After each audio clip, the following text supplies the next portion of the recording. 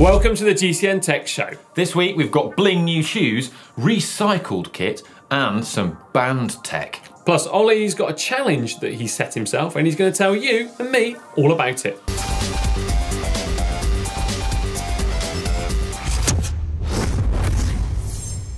Now, in my opinion, Ollie, nothing screams hot more than a pair of really simplistic cycling shoes, especially if they're in all white. Yeah, and Alejandro Valverde, the world road race champion, he's been wearing Fizik shoes a couple of seasons now, and Fizik have actually supplied him with a special pair to celebrate him being world champion. And well, they're all white, but they have some special little details on them to signify he's world champion. And they say El Bala, yeah, champion. Bala being Valverde's nickname on the inside, which is really nice. Yeah, I do like those finishing touch of the rainbow stripes. But as far as we know, they're actually not going to be made available for sale to the public. So if you want some, well, you're going to have to be world champion. This week we are discussing how to choose the optimum equipment for your chosen discipline, event, race or challenge. Yeah, I've quite foolishly set myself the lofty goal, well, lofty for me at least, of trying to ride up Sacalobra, climbing Mallorca in under 30 minutes, which equates to an average speed of, well, 19 to 20 kilometers per hour. Now, this is something that I've been trying to do for years and years and years and never succeeded. I've got close, but I feel it represents the limits of what I'm capable of physically, and that's why I really want to try and do it. Yeah, and I guess most people out there probably have a climb which they have a certain affinity to and they want to do it within a certain time limit. I mean, I've probably got some, I'm not going to tell you though, because I don't want to stitch myself up like what you've done. But I reckon everyone out there can probably relate to what you're trying to do. Yeah, so Sacalobra really stands out for me. It's a climb that I've been riding up and down for years. But for those of you who are unfamiliar, it's 9.4 kilometers long with an average gradient of 7%, and it's truly stunning. Yeah, but Ollie, if you're going to do this, you're going to have to look at things in addition to the training you've been doing, because let's face it, we haven't seen you for weeks now. You've been living like a monk. So we're going to need to look and actually find out which equipment is going to be theoretically best for you in this challenge, because I want you to succeed, my friend. Thanks, man. Well, we contacted Dr. Xavier Disley. Fellow doctor. Yeah, of Aero Coach. Now, Aero Coach are aerodynamic experts and consultants who help cyclists improve their equipment and positions in the wind tunnel, but also on velodromes as well. And they also do course modelling. Yeah, and Xavier actually did some course modelling for you. So, well, we can actually look at the stats to see what it's going to take for you to get under half an hour. Right, so first up, weight, and, well, most importantly, I guess, my weight. Now, post GCN Christmas party, I weighed myself and I was just over 73 kilograms. To be fair, Ollie, there was a lot of mineral water and also there was plenty of chocolates in the office around that time. But let's take a look then at the baseline so far, shall we? Right, well, at the moment you're 73 kilos, and let's say you'd have 9.5 kilos extra when you've got a bike, equipment and everything like that. Clothing as well. Yeah, sort of pretty standard sort of bike. Yeah. Right, okay, so Xavier has said to do the Sacalobra climb in 30 minutes exactly in normal conditions with, well, nice weather, because we wouldn't want it to be blowing a gale, would we? You'd be looking at 352.8 watts average power. Yes. Yeah, don't panic. That's with a standard tyre like a Continental GP 4000 and butyl inner tubes, assuming a drag coefficient of 0.35. Right. That sounds quite hard. No, you'll be all right. 352 watts. You have been training hard, mate. The numbers are looking good. The numbers are looking good. Right, well, I know I can be lighter than 73 kilograms. I know that I can be 69 kilograms and not lose any power, because I've been there. So what happens? Right, well, according to Zav's calculations, and I want to make sure I get this exactly right because, well, I don't want to give you dull information. From 73 to 69 kilograms will save you 15.7 watts in total, so 3.9 watts for every kilogram lost, which gets the power down then to 337.1 watts. So there we are. You don't have to put out quite as much. Just got to, well, lay off the mineral waters and the chocolates. Well, that's easier said than done, but I'll try my best. So body weight seems to be the biggest difference, but what about what's Zav saying about the bike and the kit? Right, again, I am going to have to refer to Zav because, well, as much as I would like to really make this difficult for you, I feel a little bit bad to What do tech that. gains? Right, okay. Take a kilo off the bike and clothing, it drops down to 333.2 watts. Total weight now is down to 77.5 kilos. And if you improve your tyres by putting latex inner tubes in, you'd be another 3.2 watts better off. So now down to 330 watts. I love latex. I bet you do. And also, from what I know about tyres and rolling resistance and things I've looked at in the past, if I swap, say, a sort of standard tyre like a GP 4000 out for a lighter, thinner, lower rolling resistance TT tyre, I can expect to save sort of 2-3 watts there as well. So there we are. That's Spending money can get you faster. It can, but something I'm interested in, right? Aero bike and deep section wheels, are they beneficial on a climb like Sacalobra at the speed I want to do it? Right, well, okay, referring back again to Dr. Zav. Dr. Zav has said by putting on deep sections at 200 grams heavier, they're going to drop your drag coefficient by 0.01, but would be 0.1 watt faster. So, if you went crazy deep section though, that were 0.018 faster, but 300 grams heavier, that would be 0.4 watts faster.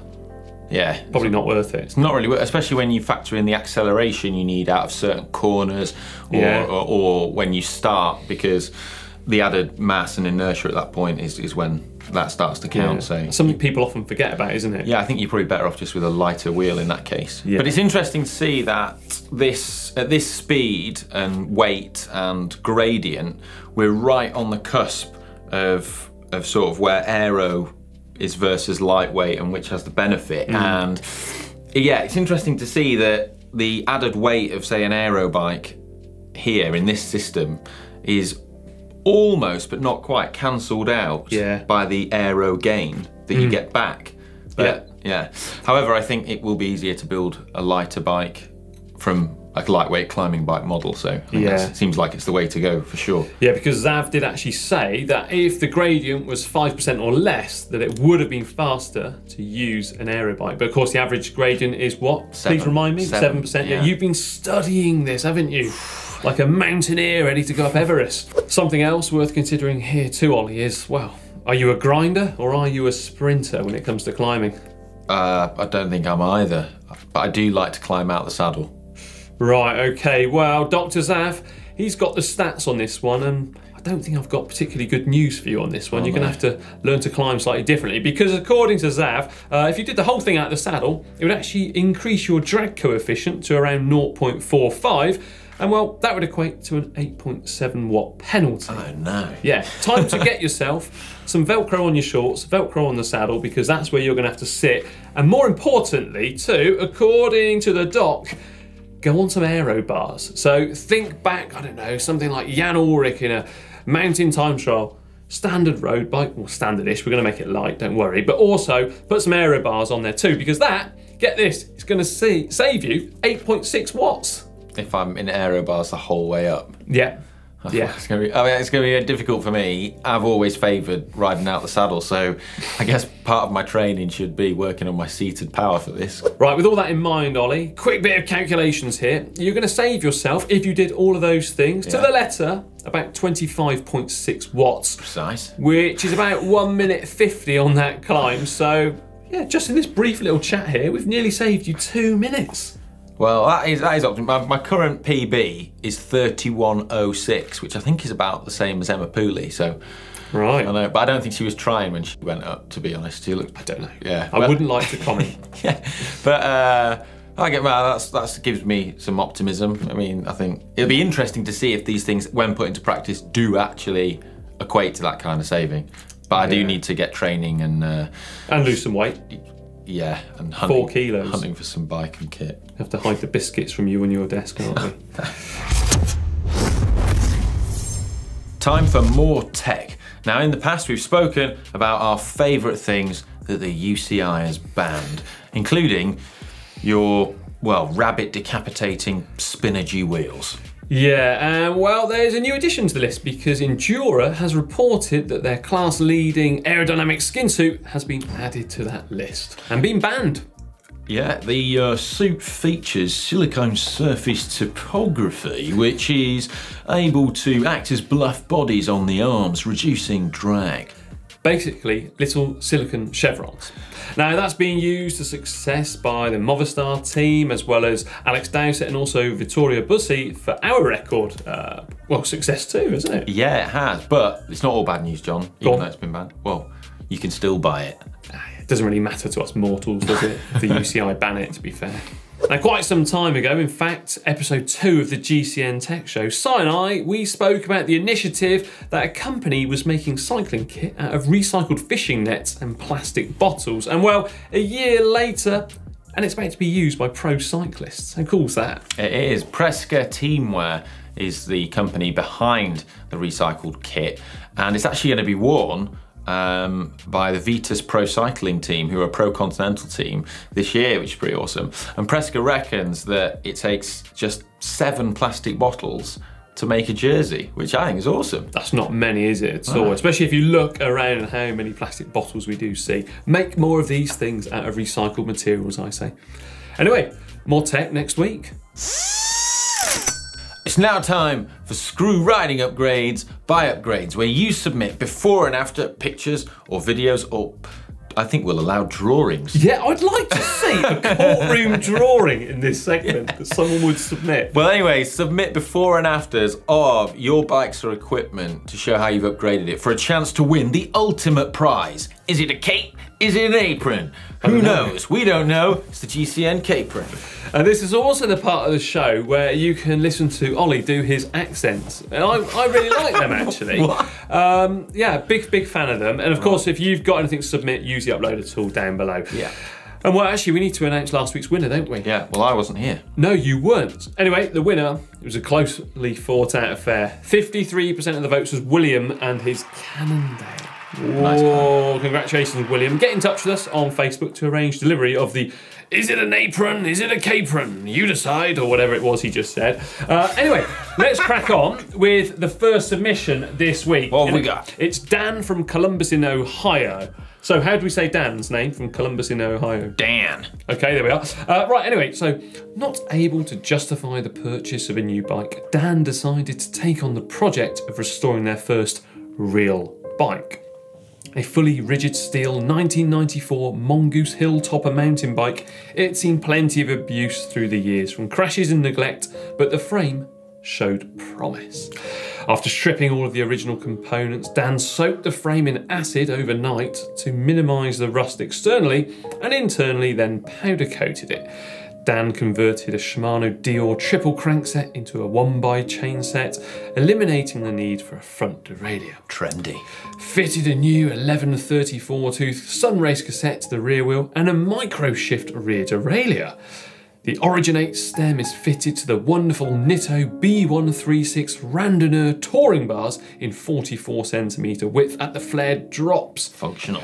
With 7-speed Shimano Sora STI levers. The bike fits and rides like a dream come true. Let's see it then. Let's see what it looks like. It is without a doubt the most smiles per miles of any bike in Dan's stable. And he's proud to have taken part in such a restoration project. Let's have a look then. Right, we've gone from that. There it is, going into the acid bath. Wow. And there it is. Ohio. Ohio stem there too. I like what you did. Yeah. That's a nice upgrade, isn't it? Yeah. It's not going to be plain sailing for Dan from Ohio because he's up against Sam, who's in his basement. So that would be just muffles, wouldn't it? Like, help! the door's locked. I'm in the basement. Yeah. Sam, we're sending help, mate. So Sam bought this Trek Crossrip mountain bike in late 2016, and he loved that it had disc brakes. And Sam wanted a drop bar cross bike that was like his Crossrip, but the funds were lacking. Poor Sam. So Sam slowly managed to save up enough to turn Jolteon into a drop bar hybrid. Using Microshift R9 2x9 shifters, he swapped the suspension fork for a stiff alloy one, even painted it close to match. He added a set of Spire mechanical disc brakes, FSA Omega drops, race face stem, Michelin Protect tyres, and bodged the stock triple train set for a 4228 to go with an 1132 cassette. Are you ready for this? That's a big old Look at that. gear That's his mountain bike. Right, yeah, that's the old cross-rip hybrid. Look at that. Look at that. There's a lot of seat posts out on that one, isn't there, Sam, in your basement? Added compliance. Yes, yeah, a little bit of suspension there. I like the fork as well. Add a little stiff alloy front fork on there. Well, I just hope he manages to escape the basement and ride it outside. Yeah, yeah. Can't do much cross riding or gravel riding down in that basement, can you? No. Who's it going to be though? Dan or Sam? It's a close one this week. Yeah. Very close. Both two excellent submissions. Thanks for that. Yeah, I really like them. Well, we don't decide anyway, so it doesn't matter. A vote up there, top right-hand corner. Maybe, just maybe, you could be wearing one of those. The Capron. Bike of the week time, and last week, let's refresh you with who was going head-to-head. It was the Bianchi Ultra XR4 of Team Jumbo-Visma up against the Argon 18 Galleon Pro of Team Astana. Who's the winner?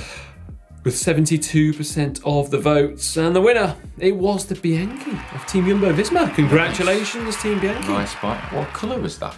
It was the standard colour they do it in, yeah. It's proper nice, that, isn't it? Yeah, right, anyway, Ollie, moving on, mate. Who have we got up this week? This week we've got a battle of the French. Oh, nice. Yeah. And we're going to do the Lapierre Zelius of Groupama FDJ, the team bike. Full Dura Ace on it, pro finishing kit. Nice. Versus the Eddy Merckx of Team AG des Jeux. Le Mondial. Yeah. Well, that's got Campagnolo on it and Vredestein tyres. Yeah, Mavic wheels too. That's a big battle, that, isn't it? Oh, who's it going to be? Vote up there. Next week, we will reveal the results and we'll have some more for you to battle it out with. Right, it's now time for the Bike Vault, which we absolutely love because we get literally thousands and thousands of submissions. And of course, we then get to rate your bikes, your pride and joy, either nice or super nice. So if you've got a bike that you want to get submitted into the Bike Vault, use the uploader tool down there in the description. Include everything about the bike, you, where you're from, all these things, but not too much. We don't want to know all the gory details. But what happens then when they get rated super nice? I ring the bell! Like that. Right, anyway, let's move on because the viewers, they've been asking for me to do it again. And I've just damaged him. Right, Ollie! Yeah. All right, okay, you are there still. Sorry, mate. Who is first up this week in the Bike Vault? Right, first up, we've got Ben from Suffolk. No offence intended there, Ben. He does like to do these accents. Ben has got his Quirk cycle, SRAM 1 by on there, finishing kit.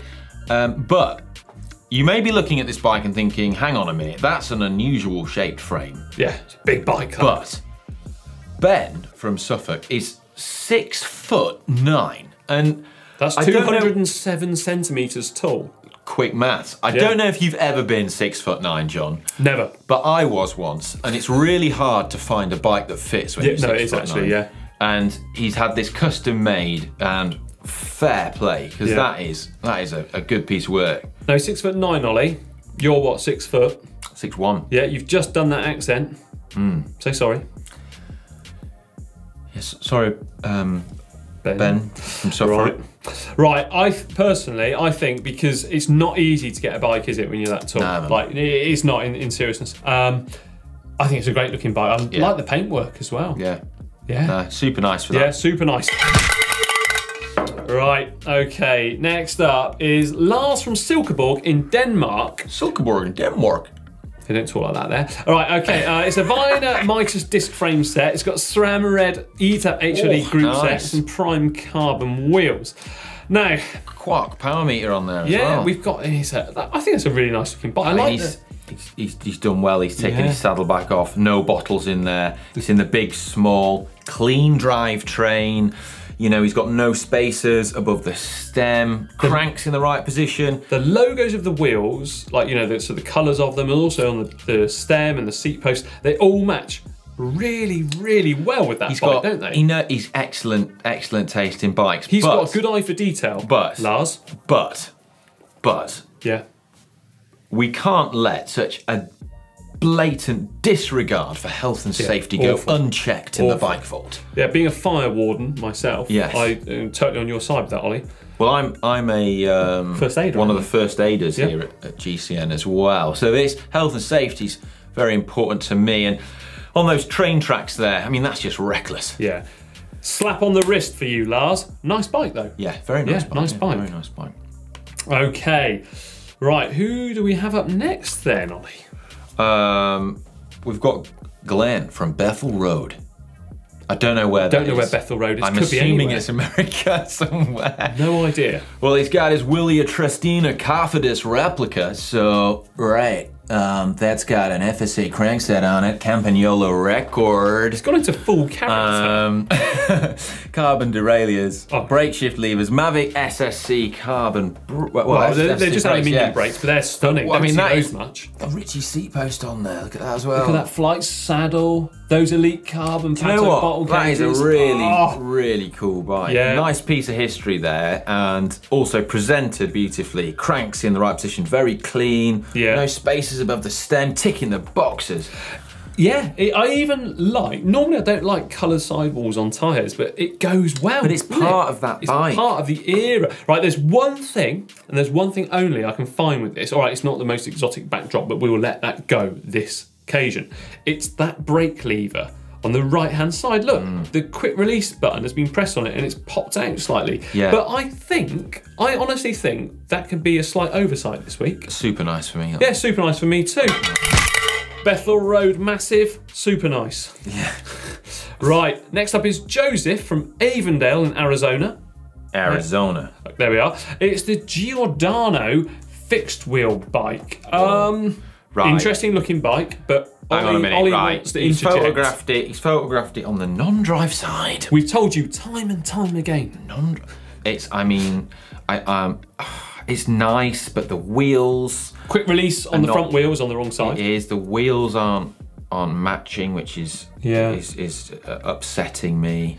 You've got water bottles mounted on the rear when you could use, it looks to me like there are some water bottle bosses on the down tube available. I mean, it's a cool looking frame. It is. It's just... It just doesn't do it, It's a nice bike, though. It's nice a nice one. bike. Right, time for the final submission for this week's Bike Vault. Who have we got? We got Robert, who's from Hartsville, South Carolina. Actually went to camp in Carolina. What, a summer camp? Indeed. Did you really? Yeah. All right, well, we can probably allow this accent then. Camp. There we go. Right, anyway, what's Robert got in his stable? He's got a Cannondale Super 6 Evo. Ooh. Beautiful bike. Force 12 on it, and Roval wheels, CL64s. Yeah. I had a bike just like that. Nice butterfly in the beautiful background, looking isn't bike. it? Yeah. Nice backdrop to shoot your bike. No, like slammed stem there. Yeah. No spaces above it. No. I would have removed the water bottle. Yeah, personally. I think I would have done too. Also, the wheels, not really in line with one another, are they? Which is a big shame. Yeah. Because it was ticking all the boxes up until that. Yeah. That is a nice bike though. I think, seeing as we gave the oversight over the little shifter lever being out of the way, I think Robert, I think it's only fair that this is a super nice. Robert, something I love about a climbing frame with deep wheels on it. Robert, you are lucky, my friend, because good news, super nice. So there we are, the close out of yet another Bike Vault for another week. Sad times, but it's always next week. Yeah, so keep uploading pictures of your bikes. We love going through them, don't we? Yeah, we do. And maybe that will get rung. So there we are at the end of another tech show, almost, because, well, don't go away just yet. Remember to like and share this video with your friends. And also, if you haven't subscribed already, make sure you do and press that little bell icon so you get a notification. And what sound does it make, Ollie? Something like that. Right. That is the sound it makes. Yeah, and also, well, I think we should give a shout out to the shop. Yeah, well, if you'd like to support the channel, then we've got loads of cool stuff in the shop.